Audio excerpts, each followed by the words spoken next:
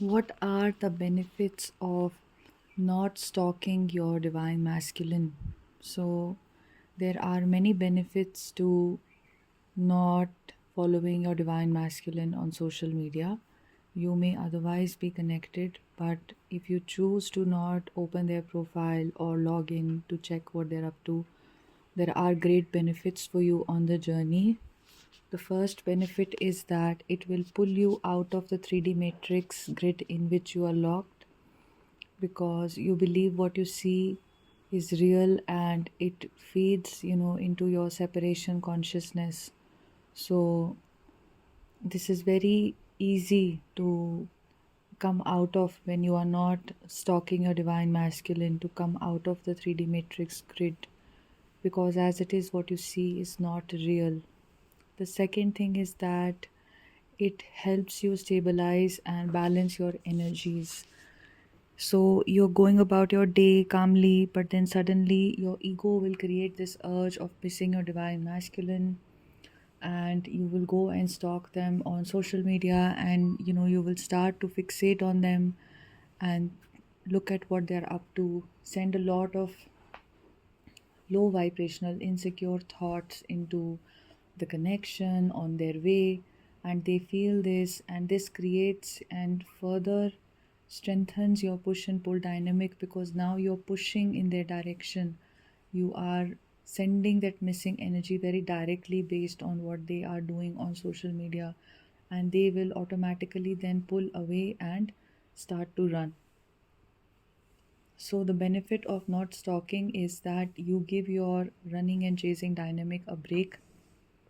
You have a very real opportunity to come out of this dynamic and completely balance and stabilize yourself as you do not stalk your divine masculine.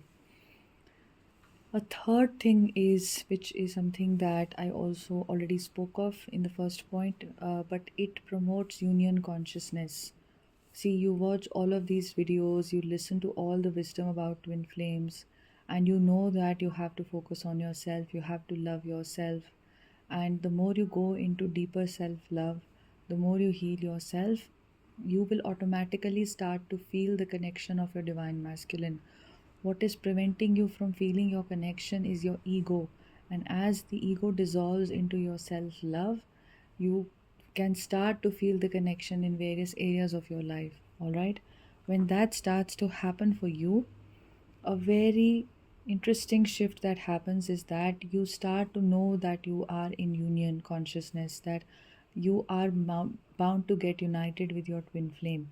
It is just a matter of shifting your focus and your attention away from the separation. So the moment you start to do this, you come into union consciousness, and it is imperative that you are in union consciousness if you want to attract union with your twin flame. If you see them as a separate person, which happens when you open their social media, they have a different identity, a different personality, and that feeds into your separation. You will only see the various places in which they are not you, right? Social media is not a platform where you see the spiritual side of somebody.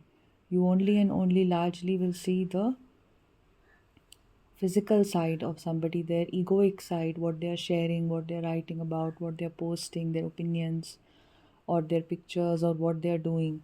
A very small and insignificant part of who they are is what is really shown on social media. So you start to identify with separation too much when you see them as that separate person doing separate things. Okay. A fourth thing, that happens when you do not stalk your divine masculine is that you suddenly have more love in your connection. So, if you are constantly focused on how they are not yet evolving, because sometimes, a mistake that the divine feminine makes is that she will say, I'm doing my inner work very hard, and I do my meditations and I do my self love, and I don't see any improvement in my divine masculine. I'm desperately trying to track him down and see how much is he improving. My entire focus is that. This is why I'm so hooked on tarot card readings and energy predictions that speak about whether my divine masculine is awakening or not. And I feel like My inner work is a way to control his awakening, to influence his awakening. And this is where, you are in a very hateful energy towards your divine masculine. I don't have any other word here. But why this is a hateful energy? One, you're not respecting and understanding their own process and who they are right now as a person, even if they are a so-called, rude person, mean person, or a narcissistic personality, or whatever it is. All right, that does not have anything to do with who they really are deep down.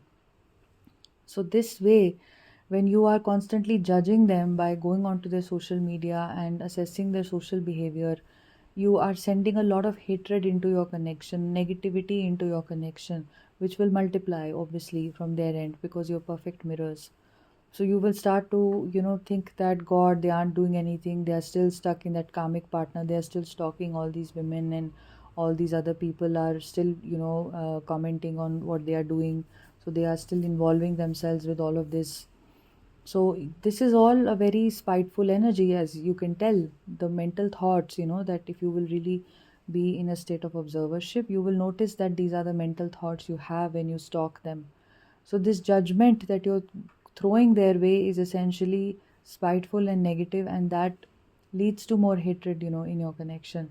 But if you don't stalk them at all for 6 months, let us say, you have no idea what your divine masculine is up to. I know that's a tall order to expect you to not stalk your divine masculine for 6 months, but you can just make a promise to yourself that you will not stalk your divine masculine for at least the next 30 days or 40 days or something, and extend your time like that. This is how, you are dissociating yourself from your ego, which wants to stalk and which wants to find out what is happening with them in the physical. So when you do this, you take this fast from stalking them, you will see that love between you will grow more organically. So let us say you've not stalked a divine masculine for 7 days, you only have positive feelings for them, only the natural love within you is flowing out, and there is no separation consciousness. You're working on yourself, so you're coming more into union consciousness. You're feeling your feelings, and you are able to feel the connection with your divine masculine. And then suddenly 10 days later you realize that you want to stalk them, so you go online and you see that in these 10 days they have posted all sorts of things, and that shows that they are still very egoistic, that they are still with someone else, or that they are still interested in other things in life that you have no interest in. So you think that now they are not evolving, and they are not growing, and they are immature. What does that immediately do to your vibration? You suddenly become negative, right? Now, this negativity means that now you've also shifted into separation consciousness. So now for the next 2, 3 days, you're disturbed by what you saw.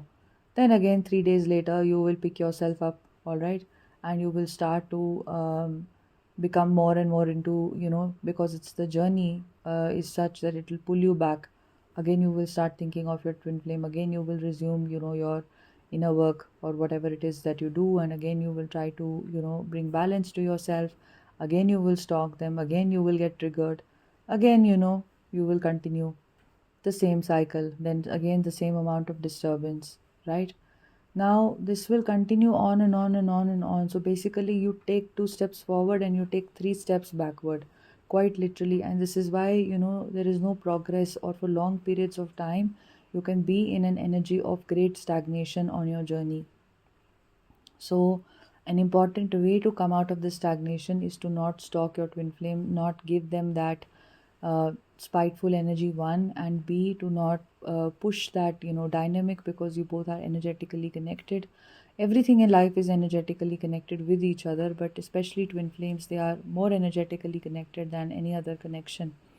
So the more you push, the more you chase, the more you think, the more you are wondering and obsessing about them and their 3D life, the more they are running away from you in the 3D world, right? Without even knowing that is just the way the polarities work. They don't have any control over their running. Never blame your divine masculine for running, because that is the nature of polarity. If you are still unhealed and they were to become your chaser, you will also run like anything. Simply because if there is no balance in the energies, then this is the natural dynamic. This is the law of physics of quantum entanglement, that two opposite polarities always behave in this opposite and equal way. All right, it is the law of physics. So remember that. Don't blame your divine masculine for running because you are chasing their running. It is very, very simple. And how are you chasing? You're chasing thinking about them, you're chasing constantly obsessing about them. And as it is, even when you don't stalk your divine masculine, it is very hard to come out of this chasing dynamic and give yourself the love and attention that you need from your twin. But the whole chasing gets compounded and gets worsened when you continue to stalk them on social media and continue to stalk their karmic or other people that you are suspecting to be people that they are interacting with. A lot of the times this is all suspicion. They may not have anything to do with the people that they seemingly are interacting with, and it could just be social interactions, right? But to you, to your mind, that whole issue will get inflated, and you will draw it to be out of proportions, simply and simply because of the tendencies of your mind to focus on the negative, the survivalist aspect of the mind, and your past wounding of betrayal, and your past experiences with your divine masculine. You start to think that they were always like this, they were always a player, they were always mean and into many people and all of that. So now also they must be behaving in the same way. But essentially what you're doing here is that you are not giving them a chance to show up in the new version of who they are. If you check out my previous old video on how to detoxify, essentially, um, and that is where I also speak of this, that when you are entering a different consciousness, after you've healed yourself, you're loving yourself deeper, you are removing your childhood patterning, it is just a way of, your twin flame is going to mirror all of this back to you. But when you are still operating in that old energy, when you still think that they are going to show up in their old way, then you don't give them the opportunity to show up in a new way. A person only becomes the best version of who they are when you somehow have the faith in them that they are going to be the best version of who they are. And remember that the best way to change somebody is to unconditionally love them, right? Which means that to not judge anybody as how you see them to be, because judgment is a very egoic trait. In essence, the divinity of life has love for everyone, right, and has acceptance for everyone and everyone's way of being. So this is what you have to align with, and stalking and everything is just a low vibrational energy that you're wasting your time in, that you are feeding the separation energy into, that you are into just strengthening that polarity between your divine masculine and you, and all of that. So you don't want to have too much space in your life um, for that, all right, for the stalking bit, and for all the negativity that it is bringing into your connection and into your dynamic. And especially that it's not going to allow your divine masculine to come in a more uh, in a more evolved way. The point of your separation is conscious evolution, that both of you are undertaking, conscious and unconscious, because a lot of it is done by your higher self, so you don't even consciously know how you're evolving. But essentially that is the point of separation. So when after a point of separation, the separation that you've had, when after the separation phase you uh, reunite, the point is that now you no longer interact with the same kinds of woundings that you were interacting with earlier. This is why it is stressed that you love yourself deeply and you go into your childhood and you see the places where you've rejected yourself, and you um, rewire your beliefs, or just come into absolute conscious awareness where beliefs don't have any power over you, any kind of beliefs, right? So this is the entire point of your separation and your evolution process and all of that you're undertaking. So always have that faith that when you reunite, you have faith that your divine masculine is also going to evolve to a higher version of them, right? Holding space for that is important, and when you stalk them, you don't hold space for them because you judge them based on what you see. Now some of you will think that, but how will I know that they are evolving? I still have to stalk them to assess who is this person who is assessing, and on what metrics and basis are you assessing. These are all the limitations of your mind. How somebody appears to be socially is not an indicator of how much evolution they have had. These are some spiritual truths, all right, that may not be evident socially.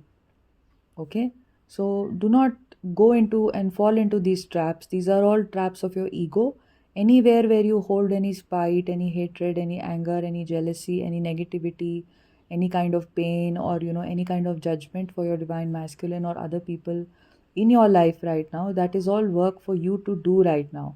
That has nothing to do with those people being bad or others being wrong. That is all a reflection on you. And I'm able to say this to you because you're spiritually aware, and you are willing to unite with your twin, and you're willing to basically align with the spiritual awakening that you have been initiated into. These kinds of things cannot be told to ordinary, normal, regular people.